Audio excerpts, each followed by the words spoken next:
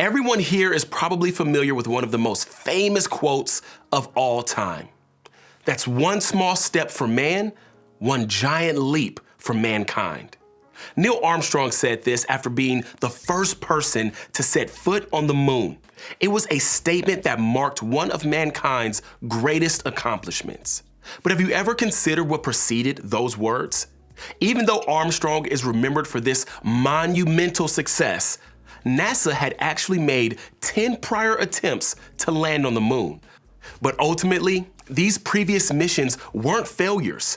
They were in fact steps that continually brought NASA closer to their goal. After all those missions before him, Armstrong finally stepped onto the moon. But he didn't magically land there. There was a big journey behind that accomplishment. As humans, we all have a tendency to focus our attention on results. We see someone after they've lost weight, but we don't consider all the work it took to get there. We see a quarterback helping his team win the Super Bowl, but we don't think about all the training behind the win. We see someone sing on stage at a concert, but we don't think about all of the practice behind that performance. We see someone get a promotion, but we don't see the hours and hours that they've worked. We admire achievement, but the journey to get there, not so much. It's why instant products are so popular. We have instant pots, instant rice, and microwaves. It's why there always seems to be a new weight loss pill that promises easy results. We'll buy whatever we need to speed up the process. But the good things in life don't happen that way. People aren't born already knowing algebra or how to play the piano. Athletes don't make it to the Olympics after one day of training.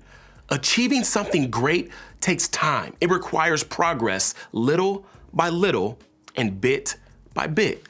It's easy to have these same expectations in our relationship with God. We want the big faith, the answered prayers, the close walk with God without having to go through the steps to get there. When it comes to our faith, we want to feel like we've arrived, like we've made the big giant leap to the moon, but without taking the necessary steps. We want to jump right to the results. We have an idea of what a mature Christian should be, and we want to be one, but we're frustrated when we aren't there yet. And just as with everything else in life, we may look for shortcuts or easy paths to spiritual growth. As you might imagine, Jesus had something to say about this very subject. We find it in the book of Mark, one of the 4 books in the Bible that chronicles Jesus' life. Here's what Jesus said about what it looks like to arrive in our faith. If any of you wants to be my follower, you must give up your own way, take up your cross, and follow me. If you try to hang on to your life, you will lose it. But if you give up your life for my sake and for the sake of the good news, you will save it. Jesus has a goal for us, and that goal is to save our lives. But it's not easy and it's not a quick process. There are steps, small steps, big steps, forward steps, even backward steps.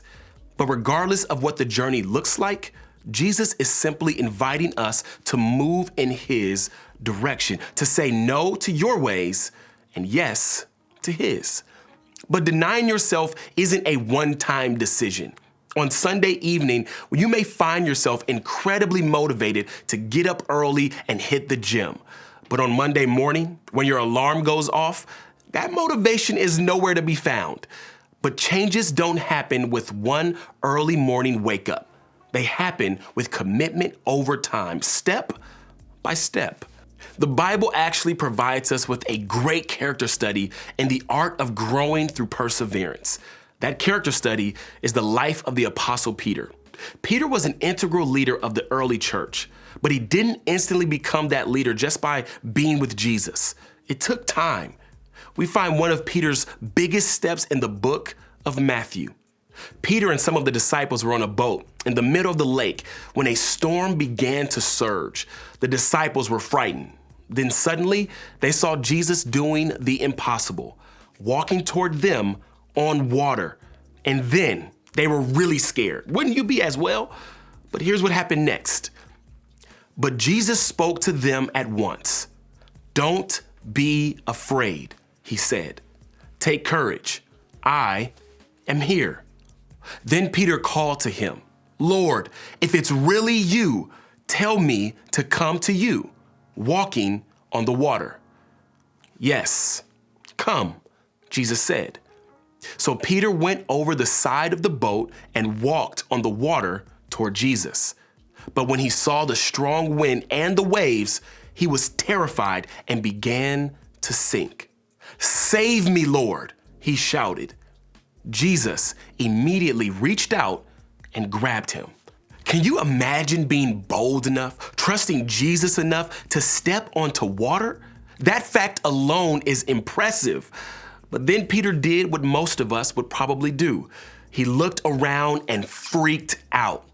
After all, he was doing the impossible. And then he started to sink. But as he was sinking in the water, Peter cried out to Jesus. And while that might look like a baby step forward, it was still a step toward Jesus. Because in that moment, Peter was saying, "I trust that you can rescue me out of this mess."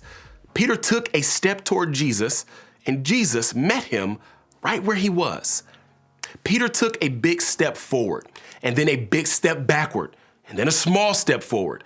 In fact, that pretty much exemplifies Peter's journey throughout the Gospels. But that journey is what makes him human, which means that while Peter became an incredible, influential leader of the church, he didn't just arrive there. It took time. It took effort. It even took making mistakes. So from Peter's life, we see that walking with Jesus is a work in progress. It's one step at a time, even when those steps temporarily take us in the wrong direction. But that's the good news, because it means God won't let us stay moving in the wrong direction. He'll redirect where we're headed, which means that every step can bring us closer to Him. Because ultimately, following Jesus is about steps, not leaps. Through Scripture, we see that following Jesus is more than a one-time decision. It's a decision that's made moment by moment, day in and day out, in the small and in the big things, over and over again. Jesus isn't expecting immediate results. Instead, He asks us to simply start and then keep putting one foot in front of the other. Every big thing that Jesus asks us to do starts with a step. The challenge to love our enemies, a step. The challenge to forgive, a step. The challenge to be thankful, a step. The challenge to be patient. The challenge to regularly pray.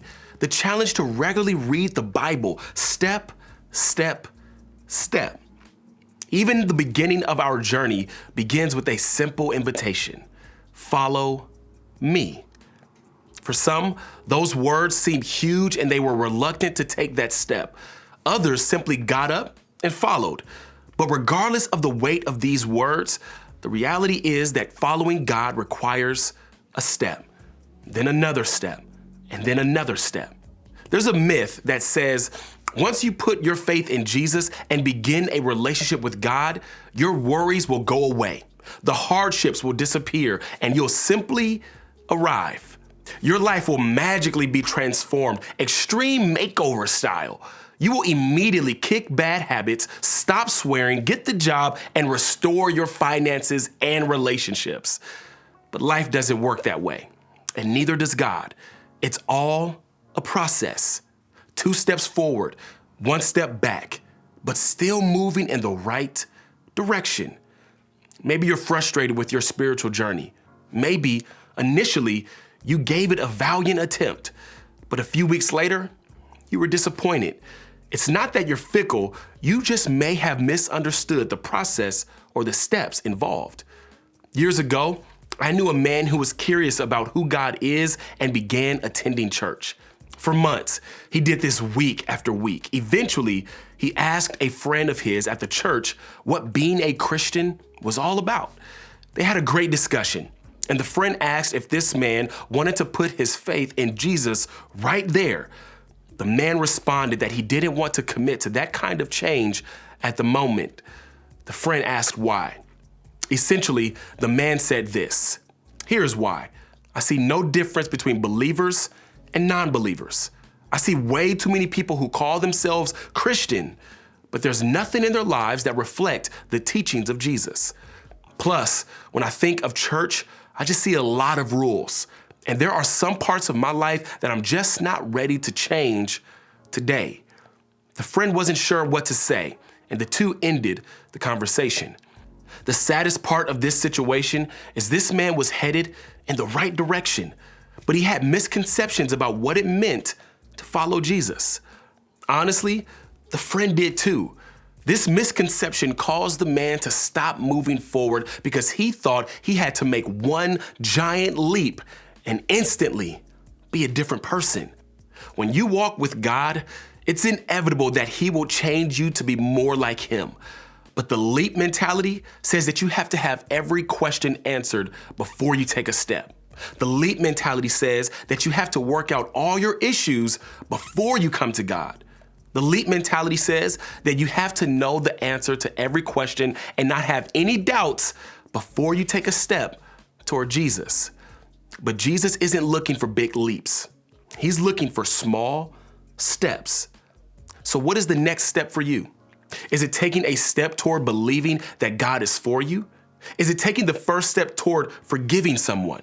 Is it taking a step toward trusting God with an area in your life that seems hard to trust Him with? The step will look different for all of us, but the point is the same.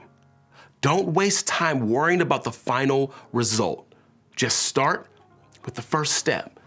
Some of you are beating yourself up because you can't make the leap toward a perfect spiritual life. Or you're frustrated because your life isn't where you think it should be. You're so completely focused on where you want to be that you can't take the steps to get there. But that's a mental trap.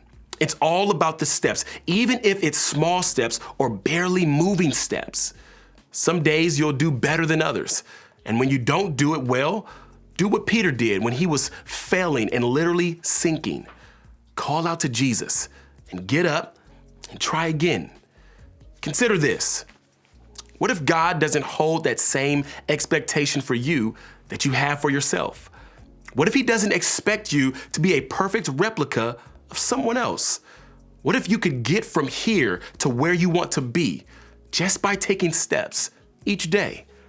What if you simply moved moment by moment, decision by decision, and step by step toward who you hope to become? So, what's your next step?